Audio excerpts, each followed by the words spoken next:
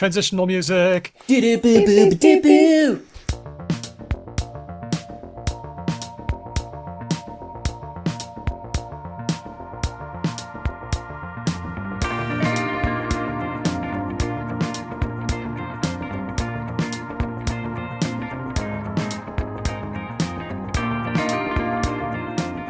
Hello and welcome to this episode of Because Language, a show about linguistics, the science of language. My name's Daniel Midgley. Let's meet the team. Beautiful human being and absolute pleasure to be on a podcast with. It's Hedvig Kiergaard. I didn't know which one you're going to do. You never know with me, it could be right? me or Ben. It could be me or Ben. I have no idea. Well, yeah, it's me. he's departed from last week's super brutally, uncomfortably true Oh my god, descriptions. yeah. That was rough. I was mean. That was rough. I felt seen in all the wrong ways. I have to make it up to you for this one. And Okay. Ben Ainsley. Hello, Ben. Hello.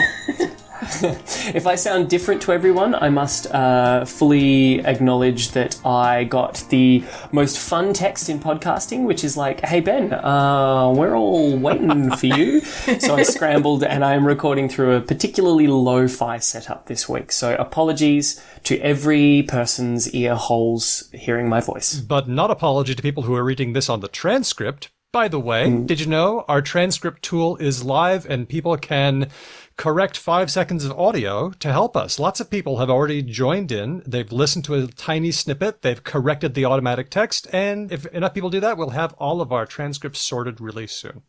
That is so wicked. I really, really like that. We have a special guest. Our special guest co-host this time is Dr. Hannah Gibson, lecturer in linguistics at the University of Essex. Hello, Hannah. Hi, everyone. Thanks for coming on the show. Great to be here. Really looking forward to it. Yeah, we're really excited. Tell us about your research. What kind of stuff do you do? Most of my research is on African languages, and I'm particularly interested in language contact and language change. So what happens when, lots of languages are spoken in one area, or lots of languages are used in one area. Most of my research has been done in East Africa, so primarily Tanzania and Kenya. And then more recently, I've started collaborating with colleagues in South Africa as well, so that's exciting. That is exciting. One thing that's been on our minds lately is the colonialism and the racism, not only in our society, but that has been inherent in linguistics, and how we work our way through that, how we decolonize the discipline. This has been on your mind too, I guess. Absolutely, yeah. I think these are really interesting questions, and it's really important stuff that we talk about and we acknowledge and we just engage with. I don't think I'm certainly not going to provide any answers really, but questions that we just have to keep on asking ourselves, asking each other, and just making sure that we acknowledge that, as you say, the kind of history of our discipline, basically.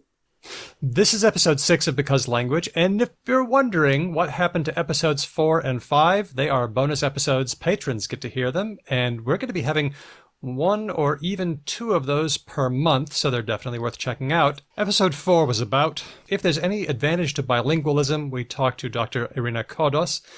And number 5 was... A rant? Would we call it a rant? I don't want to call it too early, but I felt pretty ranty in that episode. It turned into one, didn't it? I'm calling it a walkthrough.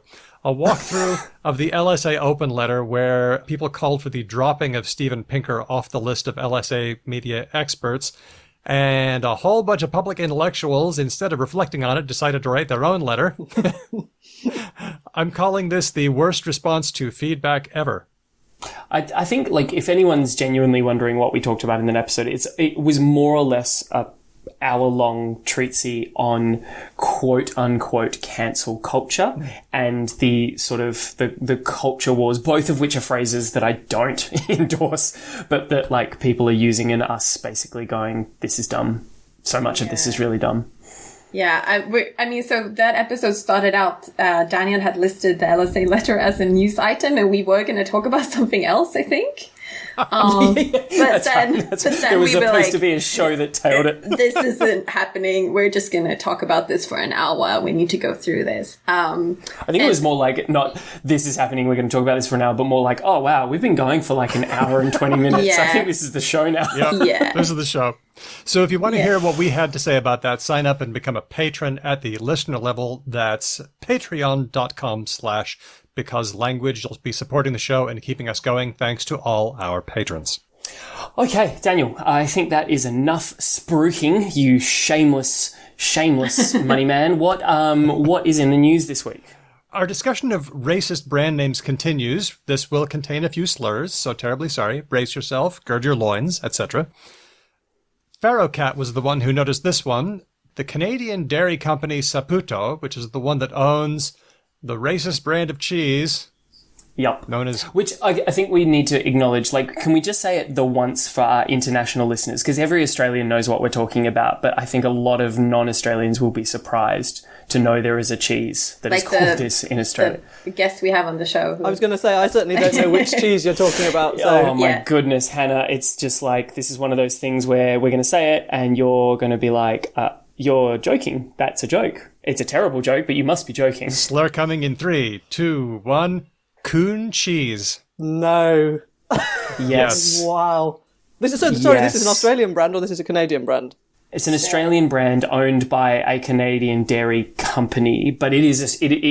I assume it was acquired by said Canadian company at some stage, but it was Australian. Sure. Yeah. I mean, also racist terms internationalize and globalize nicely. So Yeah. It's been through a number of hands. We need to actually track Aboriginal activist Stephen Hagan, who has lobbied for more than 20 years. First, he lobbied Kraft and then got knocked back, then lobbied dairy farmers for a change. Now that Saputo has it, they have agreed to change the name. Their comment at Saputo, one of our basic principles as an organization is to treat people with respect and without discrimination, and we will not condone behavior that goes against this. After thorough consideration, Saputo has decided to retire the brand name. We are working to develop a new brand name that will honor the brand affinity felt by our valued customers. You know what? Fuck those people. While aligning, that's my statement, not Saputo's. While aligning with current attitudes and perspectives. No, who feels a brand affinity because of the name? Lots of people, actually. We should probably also explain to Hannah, you might be wondering why it's called this. And my understanding is the explanation has to do with either a family name or a place name. Is that correct? Edward William Kuhn, who allegedly made the cheese ripening process. But the activist Stephen Hagan says, nah, it was always a racist joke. At first, the cheese was packaged in a black label, so that's why it got the name. Okay, never mind. Okay. Never The mind. statement also sounds like a bit of a sorry, not sorry. The bit at the end about like, it's not in line with current thinking or something. As though like, you people are all just too sort of politically correct, and I'm going to have to change it, kind of thing. I'm so glad you said that, Hannah, because that's exactly what it sounded like to me, which was like, now that everyone's making a huge fuss, I guess we'll change it. Which is just such a dick move. And you know what? People are really slow walking these changes as well. Like, we've had a bunch of brands, including a sports team and a couple of candy names, and they've all said, we are thinking of changing this, and it's been weeks, and they're not doing it. What's the news on the sports team? They did release the statement, but they didn't release the new name. So, maybe this is one of those where I'll believe it when I see it.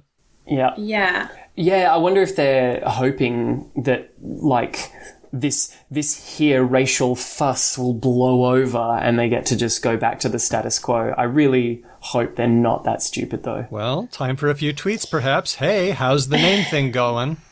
Oh, yeah, true. All True. right. Let's get some famous people to just, like, put the pressure on.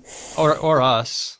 Or us, but also it can be like a little follow-up. We can check in every week, see if they find it. Brand watch. Yeah. Racist cheese, still racist. Racist baseball, Racist still candy, racist. still racist. It's just... Well, let's leave that for a while and talk about Bert. Yes. It's a what? Bert. You got excited by this, Hedvig. I got excited. I also don't fully understand it, but I got excited, which is to me like a Can we take one step back just for a second and just analyze the sentence? I didn't fully understand it, but I got really excited. Yeah. I'm excited and I understand it. Do you, Hannah, Ben, do you want to guess what Bert is? Or just Bert, even. Bert. Oh, Bert. I'm gonna guess that I'm gonna go first of all by Hannah's silence that she, similar to me, has no idea what. Yeah. So I'm just gonna throw myself on this little linguistic grenade. I feel like it is a tool of some kind, like a data tool for linguistics. Ben wins. But yeah, he wins. It's NLP stuff, so natural language processing. So BERT stands for bidirectional encoder representations from transformers, and that explains everything. I can't believe I didn't understand. BERT for short, and it's a neural network kind of thingamajig, and the M stands for multilingual. Multilingual. Oh, sorry, was I not supposed to say? I thought, I don't know. That was probably not a good thing to make someone guess for. Hold on. Now that Daniel's told me the answer, let me guess. Does it stand for multilingual? No, I got it wrong. Oh, okay. No, I got it right. Okay. So, I don't fully understand neural nets. And from my understanding, people who work with neural nets don't fully understand them either. True. That's sort of the thing about them, correct? That it's a little bit of a black box. You put things in, it learns things, and then things come out, and then you say, "Oh, that's fun," but you're not really sure. Shall I give the explainer? Okay. No. Hedwig, you were doing really good, says Daniel, but here, I might just do it totally better. So we have talked before about how we know the meanings of words. We know what a word means because of context. So sure. You know a word by its friends. Yeah. When I go for a walk with my tiny daughters, we see a bird. I say, "Oh, look, there's a bird. It flew by. It went up in the tree. Do you think it has a nest up in the tree?" So then they're hearing words like bird and tree and fly and nest, and they know those words are related because they encounter them in the same neighborhoods. So lately, the NLP community has worked on creating embeddings, which is sort of like a bunch of numbers that shows how likely a word is to appear near another word. So are we talking sort of like a metadata sort of taxonomy almost? Like, so you've got the corpus and then you've got this layer of metadata over the top that is kind of almost like a heat map of what words are falling next to other words? That's right. And so we know that the word royal comes near king and queen and so on, and that's how we know those words are related. And you can use these embeddings to predict maybe like what word should go in a sentence. Like we can do this. We say, "Every day my son comes home from school." Yeah, okay. And that's a pretty... I'm so good at these games. Keep going. You can even, and this is kind of scary, you can predict what the next sentence should be. And that's when you're not filling in the blank, you're filling in like the answer to a question. So BERT can be used for a lot of different stuff. And it's bidirectional because some embedding methods read left to right. They work through their sentence left to right or right to left. But this just does it bidirectional or no directional. Well, I guess that makes sense, right? Because it's not like the second word of a sentence is only ever relating to the first word. Sometimes it can relate to the third word and all that kind of stuff, but that can go in the other direction too. That is correct. Like a preposition or something. We should also say, so BERT, I believe, has also been making the rounds for trying to predict. So it learns from text, right? So it only knows what we give it. There's also been some negative news stories in the press about, like, if you put in a lot of these neural net training models, if you put in something like two Muslims blah, you get not great things after that. Yeah. So like any model based on corpus data is only as good as the corpus you put in. Which, when taken from the internet, is uniformly terrible humans being terrible. Yeah. But that's where our friend Robin Spear steps in and takes the bias and tries to tweak it, which was a show we did a couple of years ago on Talk. I remember that. Yep. Yeah, I remember that. But we don't know what they did here, but it's something that should, So let's move on to multilingual BERT, and this is going to get us into some work by Ethan Chi and a team from Stanford University. So what you do here is you don't just do it for English. You take 104 languages and you dump everything into the hopper without telling the computer what languages every sentence comes from. Oh, whoa. Yeah, and it works. Oh, that's cool. Yeah. And here's the nice thing. With all that information, like let's say that I want to figure out, I don't know, like which stocks people are feeling good about, which have positive words and which ones have negative words. And I've collected a lot of information in English only from Reddit. So I can take MBERT and I can add to that my English data and do a little bit more training. And then it can tell me which stocks or which movies or which products people like in English, but it can also do the same job in like maybe German without any German data from me. It just works it out. And excitingly, maybe also for Hannah, because Hannah and I know each other through morphosyntax and grammar research. And Mbert also tried to it ended up defining grammatical categories. So it found like, these are negatives. These are prepositions. And they tried to see if it could find universal grammar across languages. Whispered. I have a question, because I was excited about the when you said multilingual, but I guess it's only one language at a time. So it's not like, what happens if I start my sentence in English and then I throw in a German word? Might still work. Oh no, I think the sentences are still one language at a time. So we should also say what language they were, because as I saw this news floating around, I couldn't easily find out which languages they were. So I digged into the paper and I found. So it's Arabic, Chinese, Mandarin, Czech, English, Farsi, Finnish, French, German, Indonesian, Latvian, and Spanish. Now that is a whole of a lot Indo-European languages. Mm-hmm. So yeah, that's what I was thinking. There's a bit of a, shall we say, there's some things missing.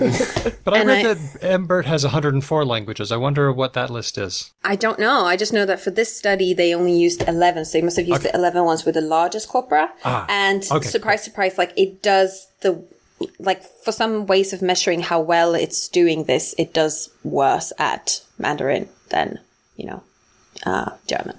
So basically, the further you stray from a sort of Indo-European sort of centric model, the more it struggles. Yeah. That's really interesting, though, that it's not only acquiring sort of what we could say the meanings of words, it's also pulling syntactic data off of them. That is so interesting. And they tried to do a pairwise thing where they trained it on one and then made it guess it in another language and see how well it did. So there's this nice little table of like pairings of the different languages. But that would probably be quite challenging for Mandarin. I mean, lots of other languages as well. But if you take all of those other languages, they have probably broadly similar grammatical functions and categories and things. And then you plug a language like Mandarin in. Especially, I don't know if it's doing like how it works with scripts as well. That's an interesting kind of question there with a language like Mandarin. So it does the worst at, they say Chinese, I'm assuming it's Mandarin. It definitely does the worst at it, but it also does okay at, this is where it got very complicated, this study, and I feel like maybe we should have someone on to talk about it, because the way they evaluate how well it does, I couldn't really understand. Where I think we need to create a shorthand in this show, and I'm putting forward the idea of we're going to open letter it, and it's any time we start talking about a thing for so long that it's like bogarting the entire show. Yeah. Okay. Yeah. We're open lettering it. Quick, pull back. Daniel's great at wrapping things up. Still, really good stuff. The cool thing about Mbert to me is that you can take a high resource language like English, where a lot of data gathering's been done, and then you can use that information to just magically develop things for low resource languages. That's very cool. If that is a thing that tracks really well, that would be awesome. Yeah. It sounds to me as like a layperson from the outside, like one of those ideas that people who make tools like this are like, this is what it can be used for. And then you try and use it for that, and it's like, needs improvement. Yeah. Finally, Nigel has suggested this one on Facebook. I love this. Scientists have been doing work on genes, and they use R and they use Python, but sometimes they use Excel, because who doesn't love a big sloppy spreadsheet? I do. Mm-hmm. That's where my favorite programming happens. I've got to say, I've been doing some new study at university, and there are a lot of people in my course from the resource industry, and man, oh man, do they love themselves a spreadsheet. So good. I love like, spreadsheet. just...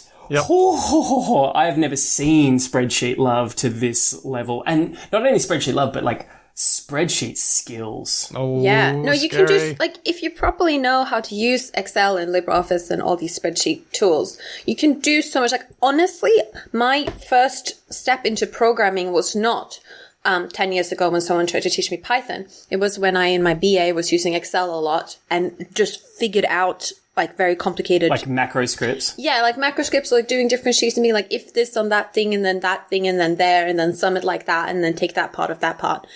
That is arguably programming. Oh, yeah, sure. No, I don't even think you need to say arguably. It's just programming. Well, it's very cool. But what happens when you take a gene with a name like membrane-associated ring CH type finger 1, which has the name... I know. It has this name, March 1. And you plug it into the database, it turns it into a date. Yes, that would be really annoying. Even my limited usage of Excel, I've already run into the problem that these very smart genetic scientists have run into. But, you could avoid that by specifying that this is not a date, this is text. But then what happens when you export that to a CSV file? Somebody else opens it and they don't know how to solve the problem in Excel. So the Hugo Gene Nomenclature Committee, or HGNC, has published new guidelines for gene naming. They just basically found that it was easier to change the names of the genes than it was to fight Excel. Oh, that makes sense. And especially considering the name of the gene we just listed was membrane-associated ring CH type finger 1, I feel like we could do a little bit of trimming there. Just a little bit. So does this mean that all genes are now going to be named after dates of the year? that is another solution, yeah. Yeah, sure. Just do it. Yeah, do the opposite. March 1 has now become March F1. And Sept 1 has become Septin 1. That one was changed in April. So overall, 27 genes have been changed. I think this is one of those stories that to an outside listener is like, that's interesting. And there's a very small number of people in the world for whom this is a truly biblical change. Like this makes so much of their lives incredibly easier. And so to those, I don't know, 100 people, I say, congratulations.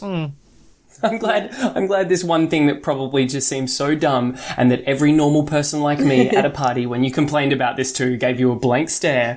This is the moment where that blank stare person is going, you know what? I feel you, bro. Good job. We see you. I've heard geneticists complain that there is data in genetics databases that have irreversibly been lost due to this. Yep. Oh, wow. So this is a big deal. Yeah. Excellent. Let me just put on my Microsoft sucks hat and say Apple numbers doesn't automatically Daniel, interpret things as a date. Because you're also a Pages man, and I will never get on board with your thinking. Oh, they're both good, but this is one thing where numbers doesn't have that problem. LibreOffice doesn't either. Oh, really? No. Oh, we'll use that. It's good that they changed the names, probably.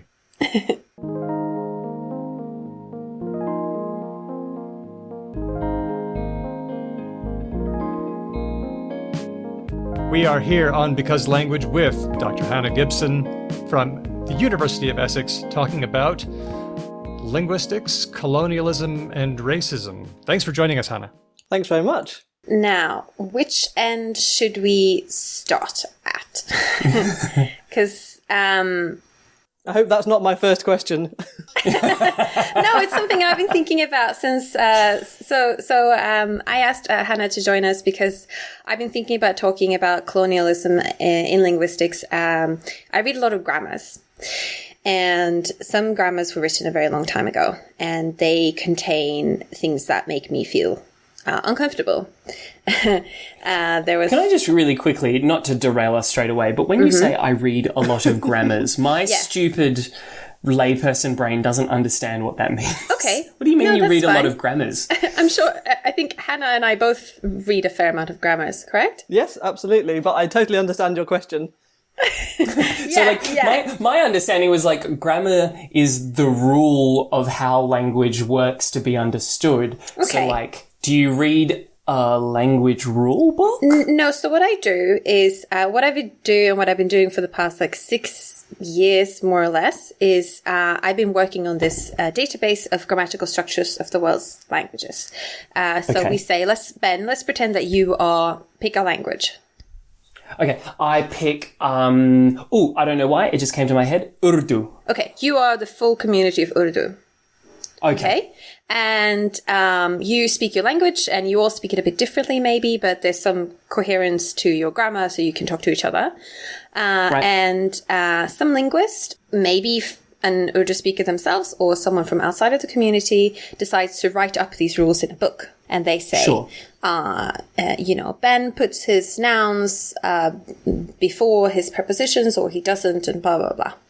And you write So it. is this sort of like what people will be engaging in like language revitalization projects, right? Like, so Often, like the yeah. people in indigenous communities are like desperately trying to figure out some of these things from the older language speakers of the community before it all goes pear-shaped. Yeah. So there are different approaches to language revitalization, and often, a linguist coming and writing a complicated, jargony grammar book isn't always the most useful to the community itself.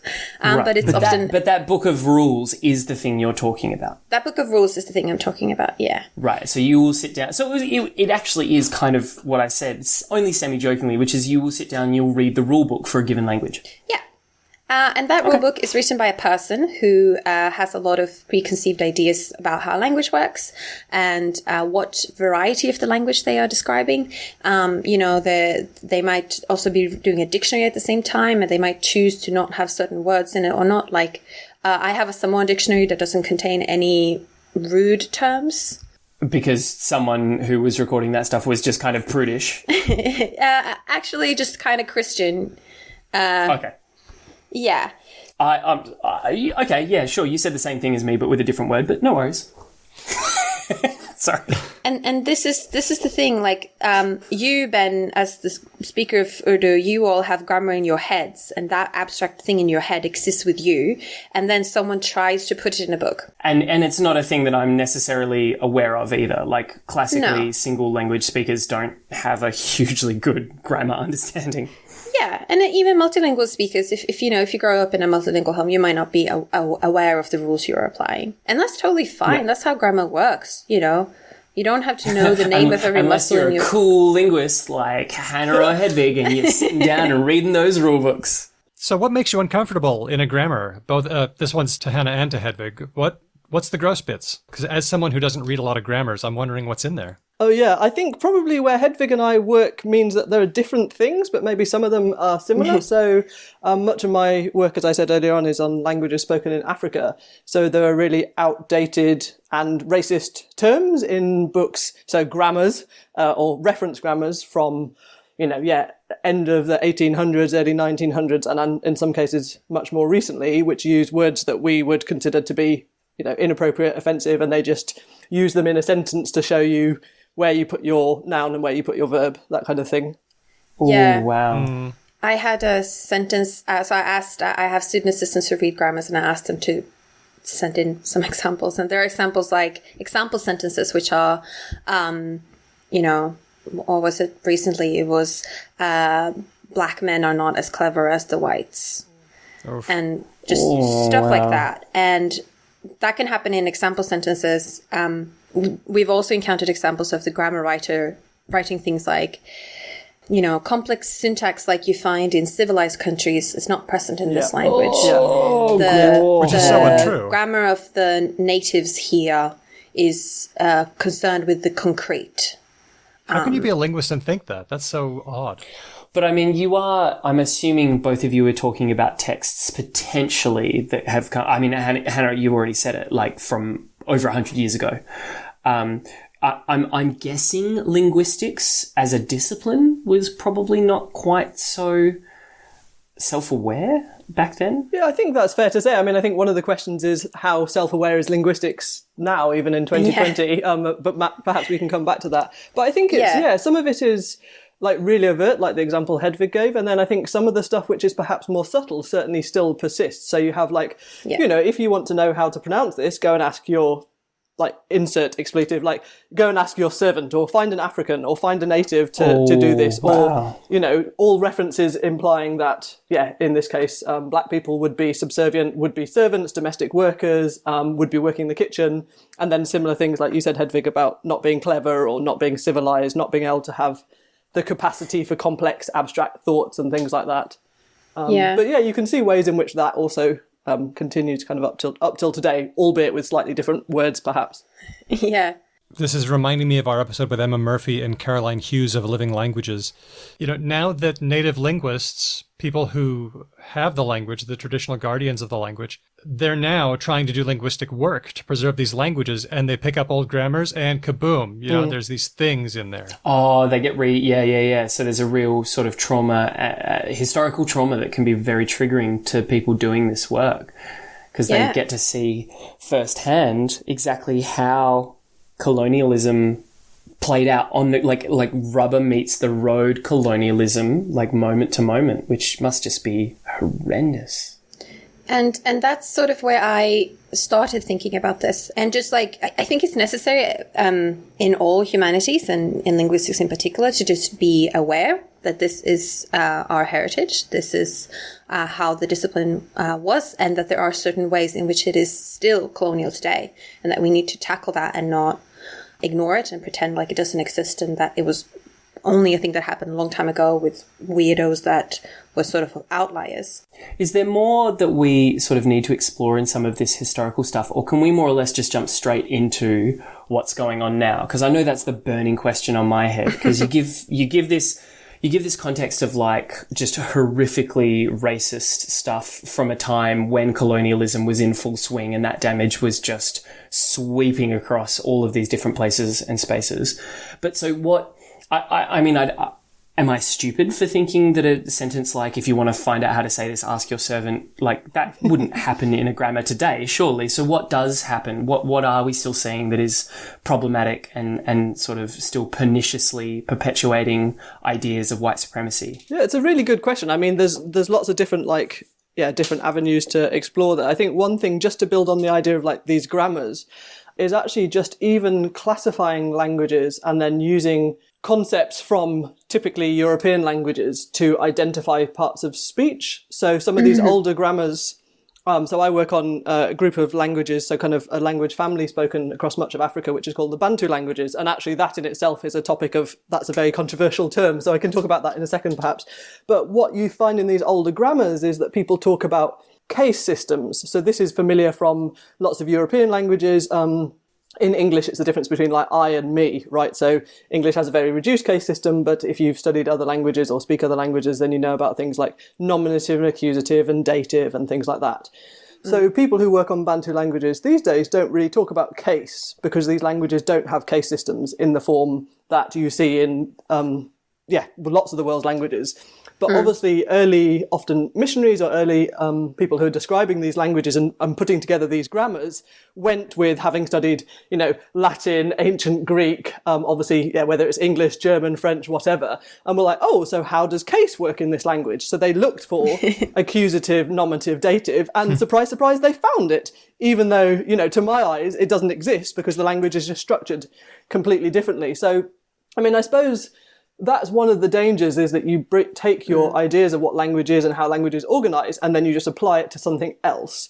And that perhaps on the surface of it is not as explicitly racist as saying like some of the things that we mentioned earlier on. But actually what it's doing is setting, in this case, European language and structures of many European languages as the model against which you judge everything else. Yeah. Right, it's like the default and the other. Well, absolutely, right. So this is, the default. And of course, the default, and this is where it links to kind of white supremacy and other sort of structures, is the default is speaks most loudly and is most violent by its absence. So you're not aware of it. So it is just language, rather than saying, oh, well, actually, this is how French, English, Spanish, Portuguese work. You say this is how languages work, and then you impose those things on whether it's African languages, whether it's indigenous languages from much of the world. In fact, languages in Europe that don't belong to Indo-European language family, similar sort of things happened. If you take that to the classroom today, or you take that to what's happening now, you can see ways in which perhaps students who speak varieties of languages which are considered to be non-standard, perhaps, I'm doing desperate air quotes as quickly as I can, although they don't work very well on a podcast. But, I find myself doing them all the time, don't worry. Absolutely. I'm just like, my hands are just clicking away. Any kind of variation from what we consider to be the standard of English, for example, is then very similar things happen, right? And so that's how it plays out in terms of race. It plays out in terms of class as well, and all sorts of other sort of structures. So that's kind of, I suppose, fast forward, and you can see how that would work actually, even if you're talking about English or Englishes, perhaps. And No, I think that's an excellent point, and it's something I've been thinking about as well. There also so there is continuous work in linguistics to define languages on their own terms and try and work sort of bottom up and try and not bring preconceived notions about how grammar is, so that you don't do what Hannah describes, which is you just find what you're looking for and you sort of force things into a cookie cutter.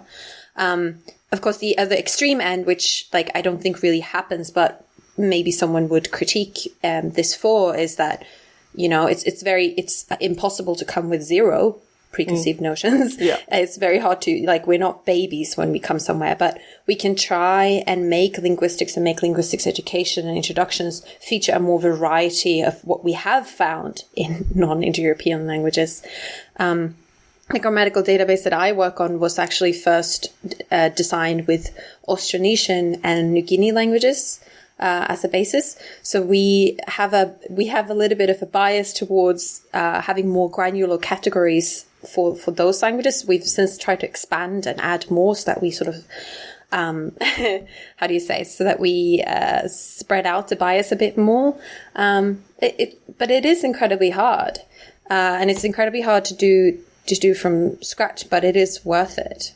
Well, I think that's where it comes back full circle to the question, is that we need to acknowledge this, right? So what is the history of linguistics? What is the history of studying language, and what ideas were around? So yes, if these grammars were written 100 years ago, then perhaps we don't use those words anymore. But those were the ideas that were dominant at the time, which then informed what we considered language to be, what we consider linguistics to be, how the science, essentially how the discipline moved forward. And if we can perhaps, you know, study an entire linguistics degree, or, you know, if you're sort of self-educated, like read lots of linguistics books and no one ever say, well, actually linguistics was also used to categorize people, to say, oh, this group is this group and this group is not that group because they speak a different language or they speak a different dialect. If we can get through and engage with linguistics without ever acknowledging that it has been used, you know, to sort of forward racist, you know, ideas and colonialism. It was just another tool of oppression. Absolutely, yeah. I have this map. I have a map. I have a lot of maps. And I've really been struggling with what to do with it, because I want to do something with it because I think it's important. It's a map from my school atlas in a Swedish book from 1924. And it shows... Hang on. You were using a textbook from 1924? I think it was like in my grandma's library or something. It's a map came in. Atlas came into my possession. I was going to say, I was like, damn. No, I just have this old map, and it shows language families of the world as they understood them at the time. Maybe Hannah can guess where I'm going here, but so first of all, it shows much more granularity in Europe. So it's like, these are Celtic languages, these are Germanic languages, like very neat little categories. And then when it comes to Asia, it says isolating, which is a characteristic of grammar, and it's not a genetic group. Wow. That's the start of it. But then it also takes these groups it's defined. So they've found the Austronesian language family, they call it something else. They found a couple of other things. And then it groups it into races. So, you know, there's a list of, these are the white racist languages. Basically, I was about to say, like, basically you've got like Europe, which is just this incredibly diverse, rich, contextually relevant thing. And then it's like, and these are African languages or something like that. It actually just says white, yellow, black. Ooh. Nice.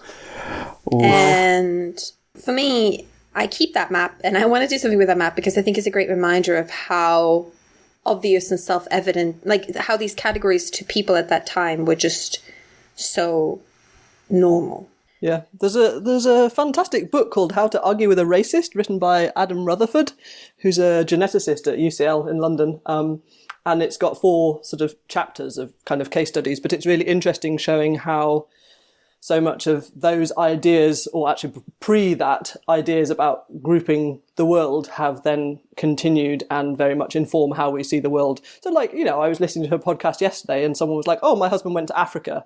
And I'm like, that kind of, right, okay, Africa, like that's massive. There is more, you know, genetic diversity within the peoples of Africa than there is in the rest of the world. Like this is a huge, many countries, many languages. And, I think the person was actually from Canada, and I was sort of thinking, what would be the equivalent? So I suppose you might say I went to Central America, you might say I went to South America, you may well say you went to Europe. But of course, the historical baggage with saying that is slightly different from this, ongoing, like, grouping of Africa together as just one people with all of these other, like, negative associations as well, like, very reductionist. Since we're talking about the history of linguistics, I think there is something that we're not mentioning, and that is the evangelical history, where a lot of the work in the early days was done by Christian missionaries who would show up, figure out the language, and then translate maybe the New Testament in and leave them with a Bible so that they could, find Jesus and stuff, which I don't know what to do with this work. I mean, I know that because of my history and my own deconversion from my religion of origin, I'm kind of allergic to that stuff. I don't want to say it's not good work that they did, but I'm sure that on some level... Some of it, like some examples that Hannah and I were talking about earlier, when people say something like, the people here don't have complex enough thought to do X and Y. That's actually bad linguistics. That should make you doubt the quality of the analysis. Like that just makes you think like, okay, they said this and this thing about the verb morphology. I don't know if I can trust that anymore. Like, honestly. I mean, if Is there like, as a layperson, can I ask, is there a burning need to use the information generated by missionaries during the colonial sort of pillaging of the world? That's an excellent question. I would say, yes, in many parts of the world it is, because I mean, I work in East Africa. I imagine there could be a reason why. I just wanted to make sure there was a reason why. The case is that lots of these languages are very much, as we would say, underdescribed or underdocumented. So really, like, I work on, I've done some work on Swahili, one of the most widely spoken languages, across East Africa, something like 100 to 130 million speakers. And the reference grammar, so the grammar that one would read, that Hedvig would scan, is from 1947. That's like, okay, that's not quite early missionaries, but that shows you one of these major languages, and actually it is written by someone not from East Africa, so this is someone from the UK. And actually before that, dialectal studies, I think there's one from like 1906 or 1908. So there is these, in contrast to sort of a very high resource language, or kind of what we might be more familiar with as, users and speakers of English, for example, actually my key reference point of a language that's spoken by something like 130 million people is still at a push, 60, 70 years old. And then Is there a reason? Like, is it an insanely laborious task? Can we not just go and make a better, fresher grammar without all of the baggage of being someone whose only goal was to be like, hey everyone, Jesus is great? So that's a great question. And I suppose the sort of answer is that the other part of the puzzle here, I think, is that there has been a complete overlooking of many of the languages of the majority world in the history of linguistics, right? So actually linguistics is a relatively new, young discipline. Most of the work still is on, others correct me if you think differently. Most of the work is still on English. There's some work on some other European languages. Spanish. You get a few other sort of things, like people have done more and more work on Japanese, for example, perhaps more and more work on Mandarin, some large languages like Hindi. But really, like, when you get to most of the languages in the world, there is very, very little work done on them at all. And I suppose this is the idea, this is the kind of perhaps underlyingly racist idea, that there is nothing to be gained from these languages. So what can they add to our knowledge? What can they add to our understanding of humans? Because they are, simple, easy, not capable of expressing complex ideas. So there's that. And then the other question, going back to the missionaries, is also, who would do this work? So, like, really, this work of linguistics, so sitting down and writing a reference grammar or doing a study on a preposition or on a verb, is really only going to be the work of a linguist. The revitalization type stuff that we were talking about earlier on, you might have communities very much engaged in that. But there is not, in many cases, a national body or board or thousands of people working and saying, what we really, really need in our lives is a fantastic reference grammar of Swahili. Actually, you know what, we want 30 reference grammars of Swahili because there are so many dialects and there's so much room for different analyses.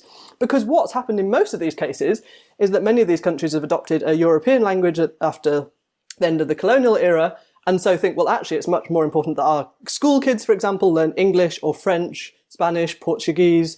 And so any money that you have, you invest in education, which then again continues to marginalize these much larger, local languages, indigenous languages in lots of parts of the world. So it's this kind of, I think the two things ride together. There isn't work done on this. Linguistics is quite small. And then who would do this work? And if it's education, then you get back to the European languages. So it's this kind of full circle. That's very much talking from the context of working in Africa, at least. So do we owe a debt of gratitude to these evangelist linguists? Or how should we feel about this? Yeah, I wondered whether what Hedvig was going to say earlier is that if someone says, these people are not capable of abstract thought, then I'm not going to trust their analysis. But some of the linguistics work was actually very good, right? So some of the descriptive grammars, the reason that we still read them 100 years later is because the work was good. Like the analysis, the grammatical, morphological, whatever the morphosyntax, that was good work. It doesn't mean that we don't need more. It doesn't mean that also these languages change. So one of the dangers now is that, so the project that I'm working on with a colleague in South Africa is looking at two varieties of Sesotho and Setswana, so two of South Africa's national languages. And what happens when kids go to school and have a chance to learn these languages is that they're taught forms which are based on those missionary grammars that were put together in the end of the 19th century. And of course, they don't in any way resemble their use of the language on the day-to-day. So it'd be like us going to school and being taught in, I'm not quite sure, Shakespeare in English or something. So we're being told, oh, but you have the chance to speak your language. You have the chance to learn in your language. And then you get there and you're like, this is not a language I recognize. And that's the other danger of this, is this kind of over sort of either exoticization or absolute obsession with this is the traditional, form of this language. It's so precious. This is what it was spoken like in the rural areas. So often an obsession with rural use, which doesn't at all represent lots of contemporary Africa, which is urbanizing or involved in kind of circular patterns of migration between urban and rural areas, high levels of multilingualism. So the reason I asked about the multilingualism in the Umbert was also that in lots of these places, people are multilingual, bilingual. They use multiple languages on a day-to-day basis. You don't see that in these reference grammars, right? You don't see that in their school textbooks. It's this is English, or this is Setswana, or this is Swahili, and it doesn't in any way reflect what goes on in their lives outside of those contexts. So one solution is more resources, and I guess that's the constant solution. But I feel like part of this is going to be not just doing more work, but getting our heads in order, even those of us who don't do field work. How do we do this?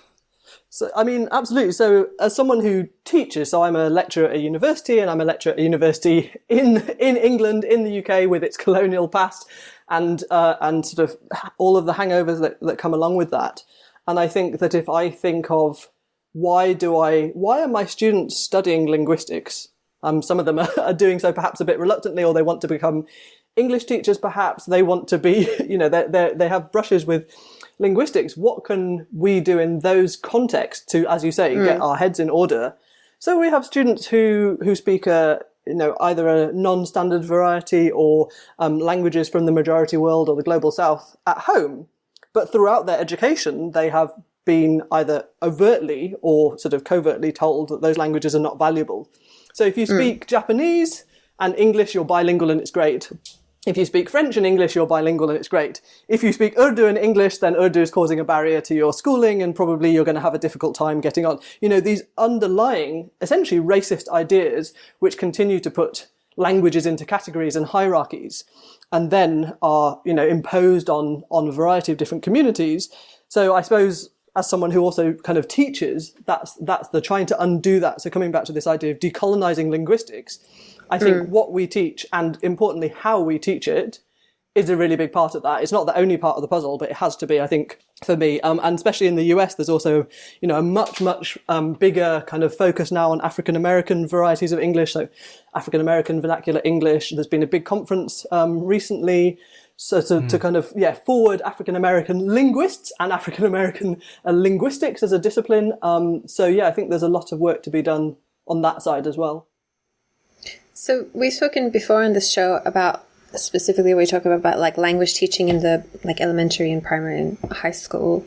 And so I know some people, I know teachers in Sweden who teach Swedish, and a lot of them that I encounter, that I meet through like Linguistic Olympiads and other like public outreach, are actually, to me, often had a refreshing attitude. They often said, we're teaching this variety of Swedish in the classroom because that's what we're teaching and that's the national variety. But they try to not talk down about other varieties. And instead say, oh, there are other interesting varieties and they do this and this. But I've been thinking about this teaching in the classroom, and I'm wondering your opinion, Hannah, on that kind of attitude of saying that other varieties are fine and are valuable, but still committing to teaching a standard in the classroom and trying to do that it seems hard to do.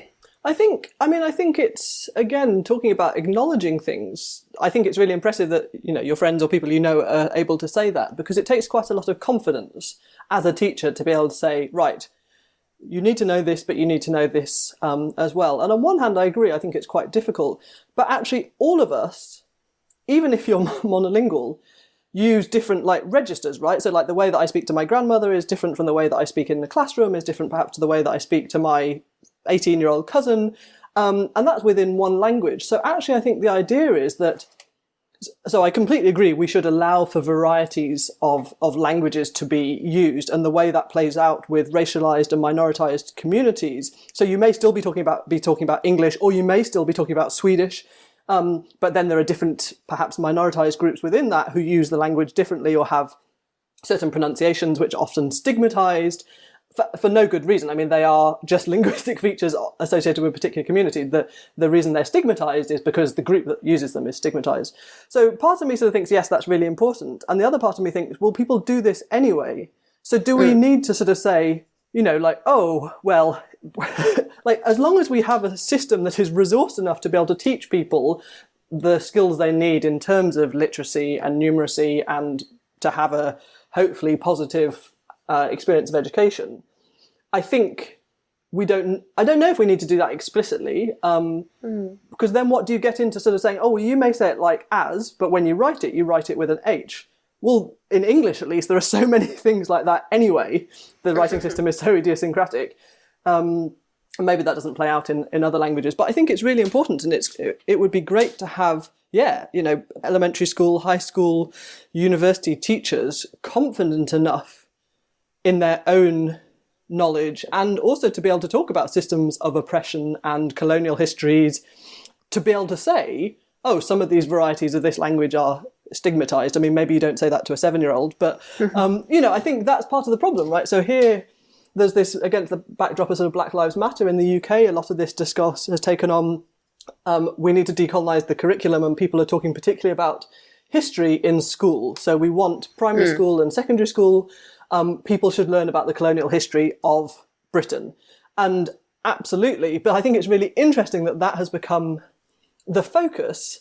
But if that did happen, then maybe we'd have teachers who would feel confident enough to say, well, actually, the reason that, you as a black person whose parents or grandparents came from Jamaica, the reason that your varieties are stigmatized is because of, the position and how you're racialized as black or of someone of Jamaican background, rather than anything to do with how you've actually pronounced that. But at the moment, I don't think we have many, certainly not, people who are confident enough to say those things. Maybe we shy away from them a little much. And I think that's true of lots of subjects, not just linguistics, but I think, we just need to be much more aware, and also say, I don't know, be much more honest about the gaps in our knowledge, I think. I think for me, one of the biggest steps towards that needs to be taken. So everything that you've just described is stuff that I'm happy to do in a classroom in front of my high school students. But it feels to me like even that isn't enough, right? Like that still feels fundamentally hollow. It still feels like because you still need to grade them. You're still gonna if they submit an essay. No. That's not the problem that I have at all. Oh, okay. The problem that I have is that as a person standing up in front of them saying, these are these are codes that you can use to your advantage, and certain codes have been stigmatized and racialized, and that's really problematic. And it's like, people who exist in those communities, I don't have anything really to say to you, but like, I'm really sorry that the world has just been super racist or classist or whatever it happens to be. But I feel like that's still a white guy standing up going, sorry everyone, turns out the world kind of sucks sometimes.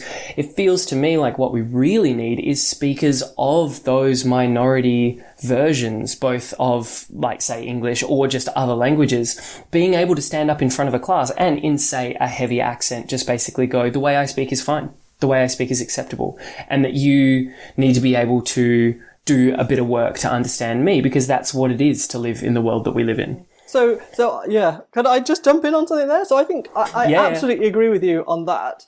So one of the things that I find is really interesting as a personal experience is that I'm black. I was born in England. And when I say I study African languages, people are like, oh, so your family from Africa? And I should be able to have, like, I studied Swahili at university, right? Like, I chose a subject to study at university, it was Swahili. Not because my family are from East Africa, not because I had ever even heard Swahili before I chose to study it, actually. So I agree with you entirely, but I think there has to be space for all of these things, right? It shouldn't then be like the responsibility of, people of colour. So I should also be able to... No, God, no, that's not what I mean at all. No, yeah, I hate for it to sound like, black people need to do all the work. Yeah. So I suppose it's what we need, all of those things, right? But by perhaps, a white teacher saying that, then what you hope, and this is what I hope, and that's why I'm in education, is that then some of the students in my classroom think, wow, the variety I speak, the languages I speak, these are resources. These are not obstacles. These are things. I could also be a teacher like you, right? I could also do that. Or I could be a linguist, or I could be a computer programmer, or I can do whatever. Whereas what often happens is people have to hide these resources away, and, sort of conform to the standard. And as you say, that's not only like race, or it's not only language, it happens in lots of ways as well. So I think, I think it has to be the first step that we acknowledge that. But I agree, it can be a bit hollow if we just say it. And also, I wonder, because if you stand up as a teacher, if I was teaching Swedish as a white woman, and I said, I'm going to teach you standard Swedish, it's going to probably, unfortunately, be better for you in employment interviews when you're an adult. And I'm sorry about that, but such is the world, and I'm going to teach you it. And just by the way, I'm going to let you know that all other varieties and dialects of Swedish are okay. That still comes across as standard being better, right? Like, even if I say the words, everything, all the varieties are fine, I still... Can I offer, like, my take on that? And I'd really like Hannah to finish off with her thoughts on it. But basically my thinking is I describe the system, right? I describe to the students, there is an unfair system at play, and it's not great, and I exist in it, and you're going to exist in it. So, look, I want to be able to give you as much of an edge within that system as possible, right? I want to teach you the code so that you can fool stupid people into thinking you are what they want you to be, but it's your tool that you get to use however you want to use it. You know what? I used to agree with that, but then I realized it's a bit like there's a knife-wielding attacker out there, and you're trying to teach them how to avoid that knife-wielding attacker so that the knife-wielding attacker will attack somebody else. And what we need to do, instead of getting students to pass as standard English speakers, we need to remove the attacker. Because it won't do any good to teach students to pass because it's not about the language. They'll just get them on something else because it's not about the language, and it never was. I think what we need to do is educate. You could say, let's approach this a couple of ways. Teach students to pass, and then also educate people so there's less prejudice. And I just feel like the first goal, it's not going to work.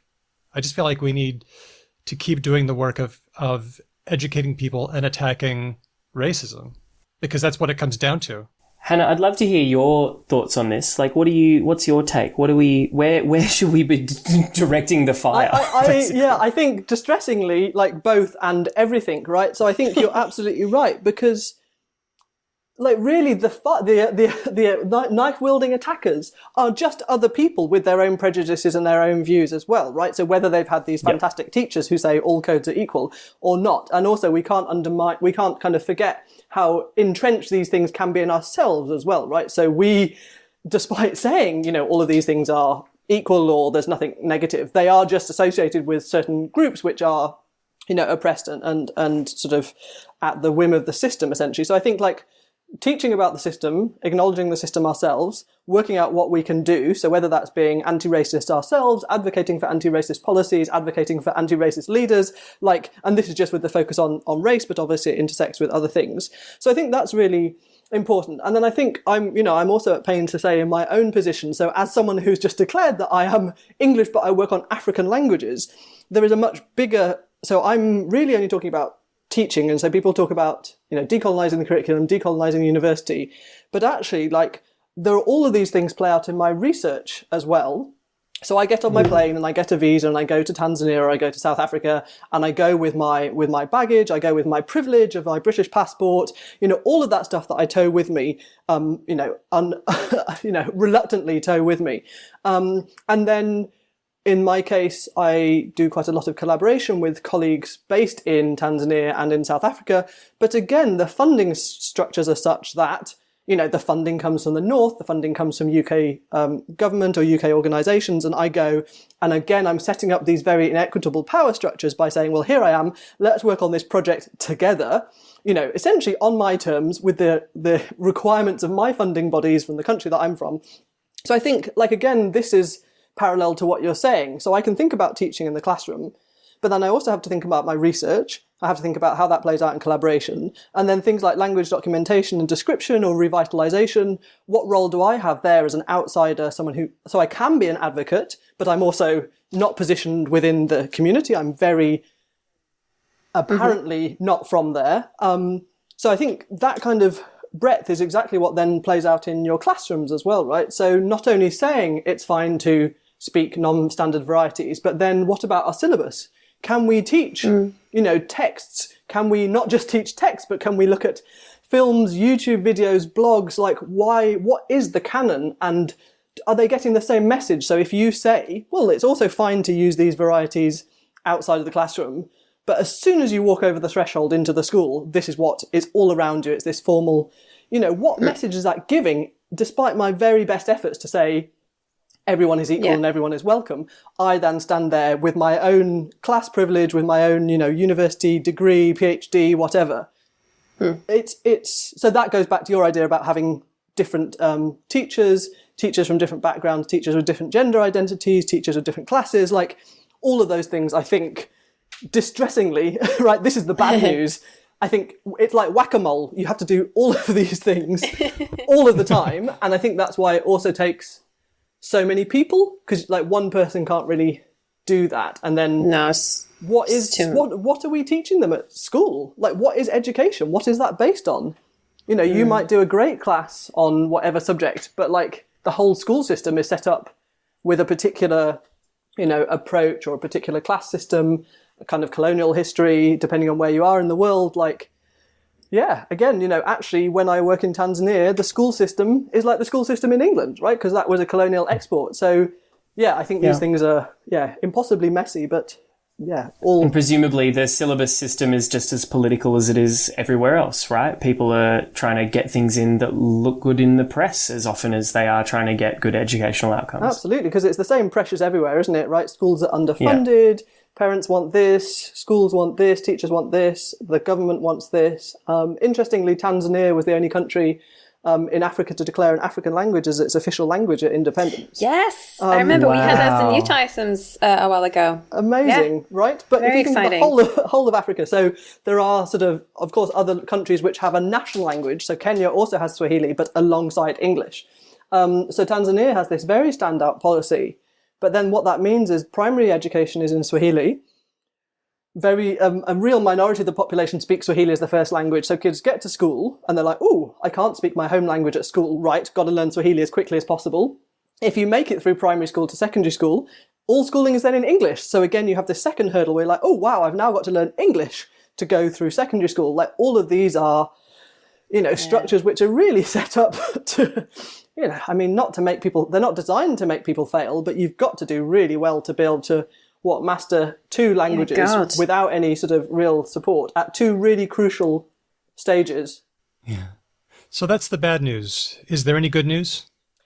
I think conversations like this are the good news, right? So there are fantastic things happening all around the world. There's more and more discussion about, and this is not new, but more and more like South-South collaboration, so that everything doesn't have to be mediated through the global North.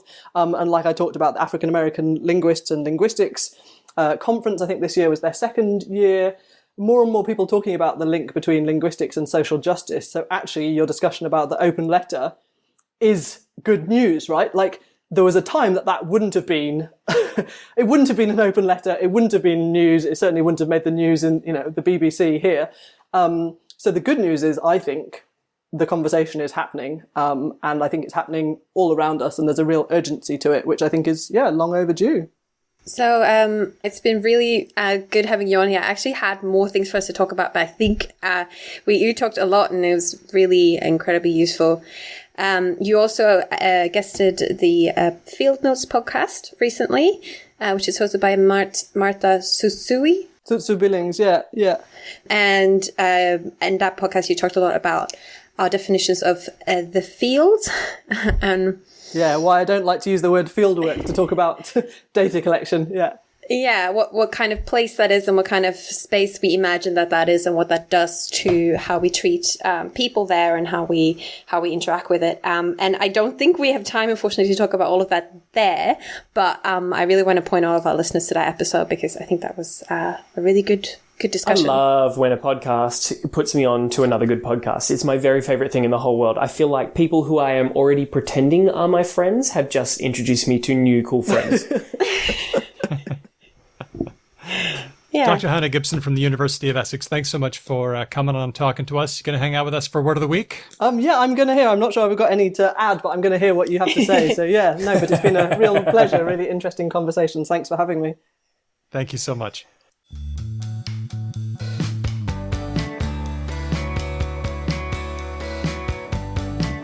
It's time for Words of the Week. Yay. First up, before times. This word was once considered archaic, and it's now getting some new play. So I've only ever heard of this in relation to Mad Max.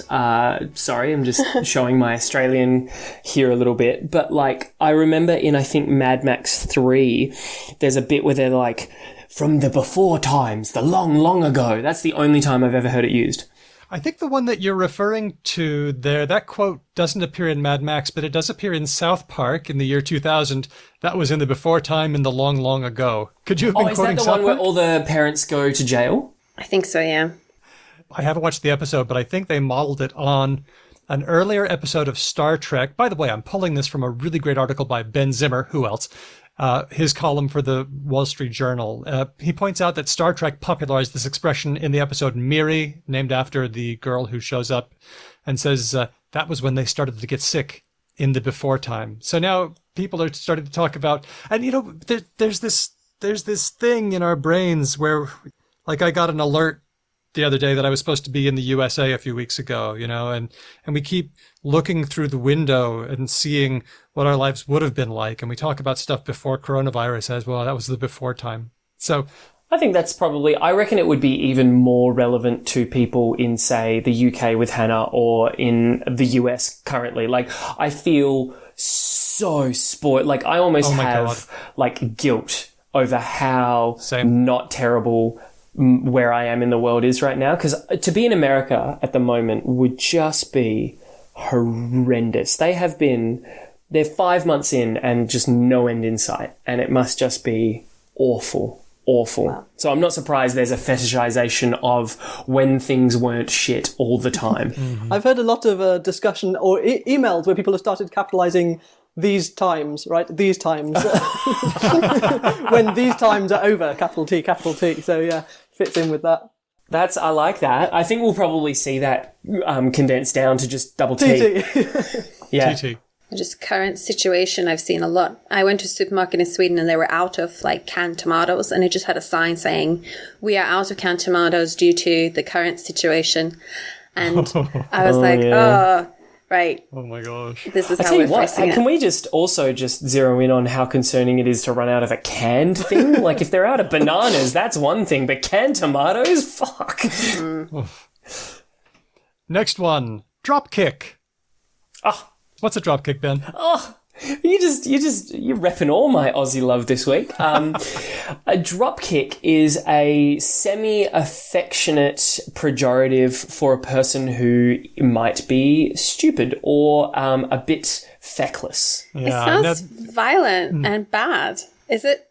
Well, not this. I wonder if this is getting a bit ableist. I don't want to be that way. But WA Premier Mark McGowan has referred to people who refuse to wear masks as drop kicks. Ah, okay. Yeah, so it's like an old, I would put it on par with like something kind of a bit more twee, like drongo, like being a drongo. Yeah, you drongo. So, but is this an Aussie rules reference? No, American football. Yeah, it would be. Yeah? No, Okay. it'd be an Aussie rules reference, I'd say. Okay, but how did it get that way? Why do we use that expression? I would say, oh God, Daniel, you know what I'm like with sports. Stop it. I'm thinking because in the earlier days of AFL, drop kicks were actually relatively inaccurate and kind of all over the shop, maybe? Okay, no. Let's have a guess from Hedvig. No, nothing. No. I'm just taking a breath and going like, oh, sports. She's processing. So I feign an interest in soccer, football for my partner. I've been trying to understand baseball because of baseball. That's love. What I love, Daniel, is that there are 4 wheelhouses in this show, and I certainly can't speak for Hannah, but I know we are outside 3 of those wheelhouses, definitely. Yeah. Okay. So isn't a drop kick like a thing you do, like a movement you do with the ball? Question mark. Drop the ball, and when it's almost to your foot, you give it a boot. Yeah. Yep. Okay, this one is rhyming slang, but rhyming slang for what? Oh, drop kick. He's a real... Dick? Something dick? Good. Getting there. Not dickhead. One could also say prick, but... Prick. And in fact, this was kind of confusing because I checked out a book called It's All About Australia on Google Books, says it's rhyming slang for prick, points to the Macquarie Dictionary as that source, but that's weird because I picked up my enormous Macquarie Dictionary and I got the same thing that other dictionaries say, including Jonathan Green's excellent dictionary of slang. Rhyming slang, dropkick, and punt. Ta-da. Oh, dear. Yep. So, rather regrettable origins, but in the news, so it's one of our words of the week. Hang on. Hedvig, did I hear you say a very soft what? It's like a double rhyming. You've got to like rhyme one, then rhyme the other. Okay. That sounds like a lot of work. Back to the wheelhouse. Rhyming slang can be that way. Yes. That's the joy of Cockney rhyming slang, right? You have to decode it like 4 levels deep. I'm still skeptical that it's a natural thing. What do you mean a natural? It sounds like something like linguists make up, like half the time. Like how many people? Like, but that's true for all of these sort of like delightful sort of like thieves cant-esque. No, I things, agree right? though. I think that we should be suspicious whenever somebody says that the origin is rhyming slang. Yeah.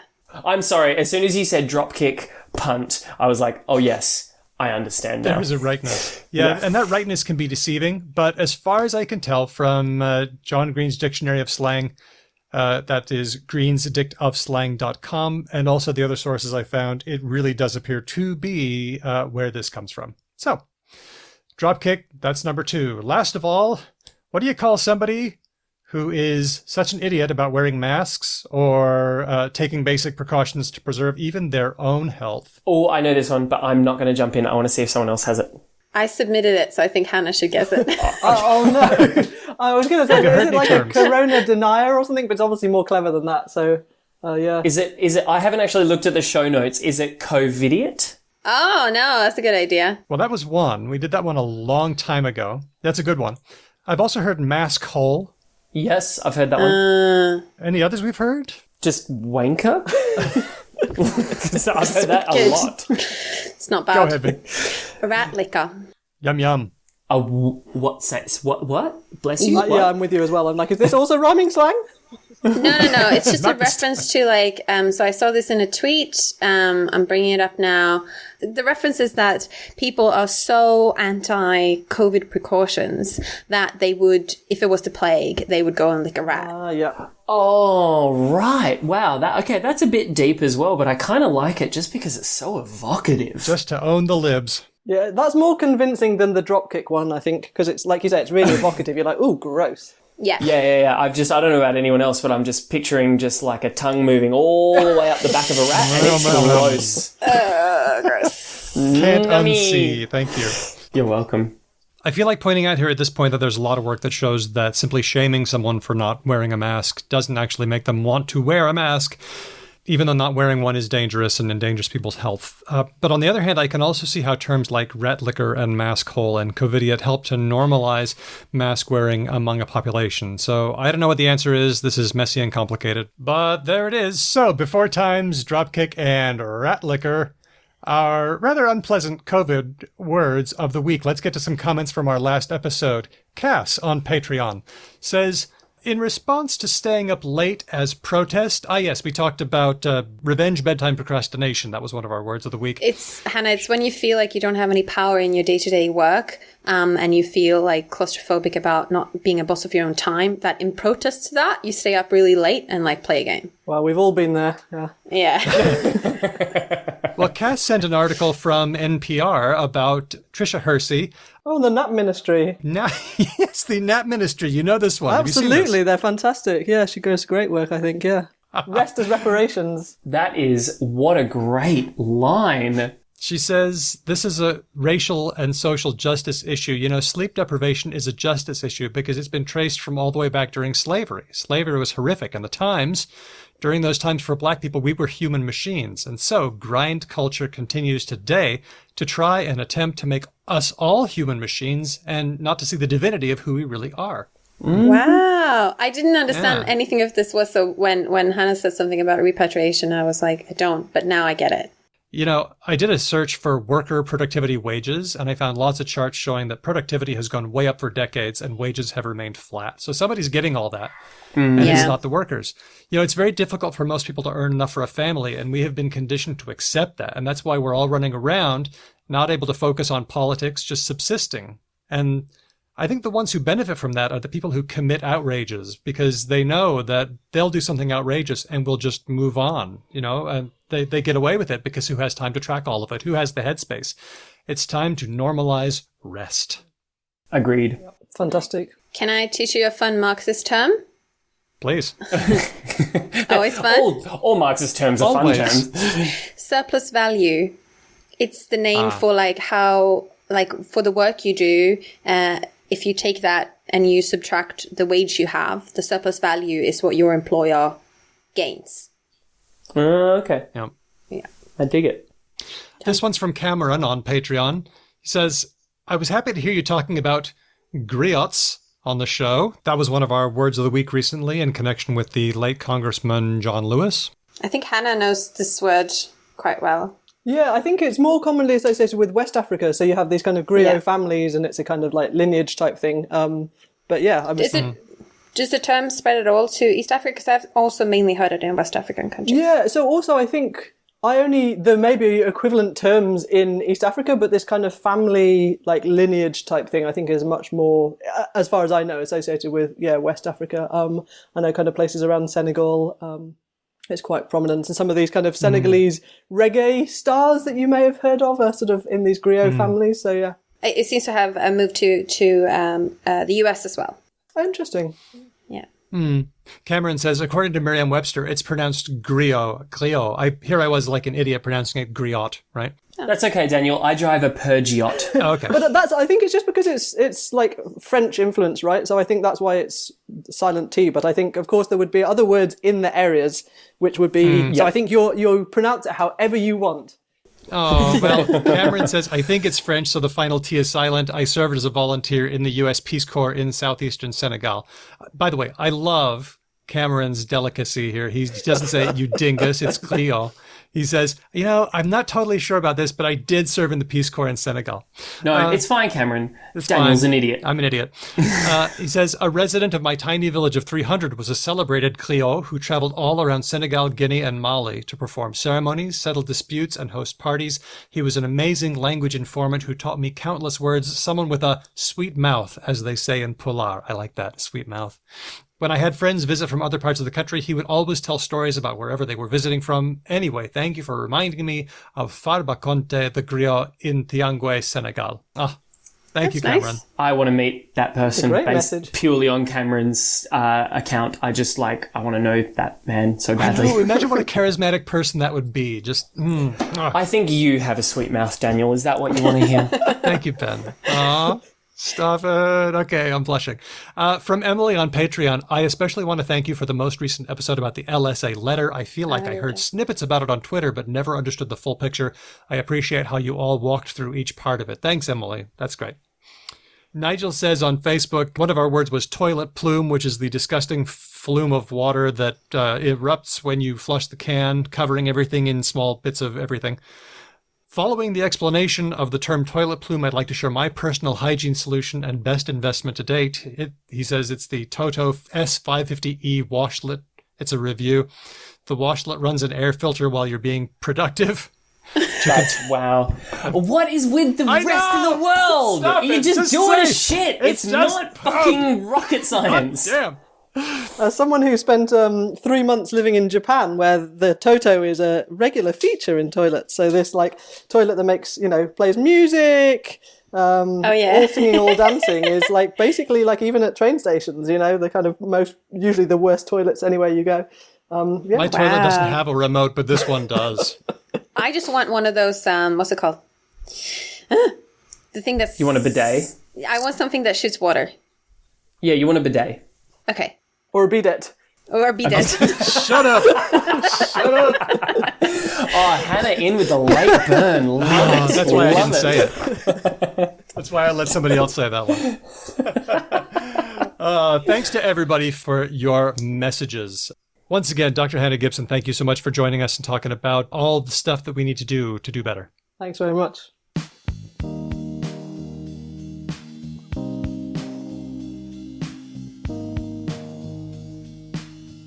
Thank you, everyone, for those messages. It's always fun to hear what you think of the show and what you like and just sharing your wisdom and snippets of knowledge here and there. If you want to get in touch with us, you can find us on Facebook, Twitter and Instagram, Mastodon and Patreon. We're in all the cool places, not TikTok yet. We are Because LangPod everywhere in those places. You can also send us an old-fashioned email at hello@becauselanguage.com. And I believe also, Hannah, you are also on Twitter, is that correct? That's right. Yeah, my handle is just It's the Gibson.